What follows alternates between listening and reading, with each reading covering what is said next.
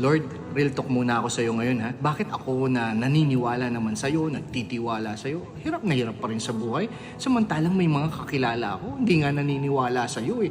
Wala nga silang Diyos sa buhay nila pero sila ay sobrang yayaman. Tapos nabasa ko sa Matthew 4 verse 8 to 9. Again, the devil took Jesus to a very high mountain and showed him all the kingdoms of this world and its splendor. At anong sabi ng devil kay Jesus?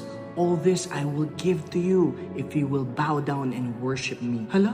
So pwede palang manggaling sa kaaway ang mga kayamanan sa mundong ito at pwede palang gamitin ito ng kaaway para ilayo tayo sa ating Panginoon. Bigla lang ako napaisip, kaya pala may mga taong kahit sobra ng yaman at nasa kanila na ang lahat ng bagay dito sa mundo, pero dahil wala silang tunay na relasyon sa Diyos, ay hindi pa rin kontento. Parang laging may kulang at wala pa rin kapayapaan sa kanilang mga puso. Meron din naman akong mga kakilala na bagamat sila ay nagkukulang pero hindi nawawala yung kagalakan at pag-asa sa kanilang mga puso. Kasi patuloy lang silang naniniwala at nagtitiwala sa kabutihan at kapangyarihan ng Panginoon. Remember that the riches of this world may satisfy your physical needs, but it will not meet the longing of your soul. Sinabi sa Matthew 16 verse 26, "And what do you benefit if you gain the whole world but lose your own soul? Is there anything worth more than your soul?" Oo nga no, bakit nga ba akong maiinggit sa kanila? Ang dami ko ng pagpapalang natanggap na higit pa sa anumang yaman dito sa mundo. Yung kaligtasan pa nga lang natin ay sobra-sobra na. Andyan pa ang ating pamilya, nandyan pa ang ating hininga.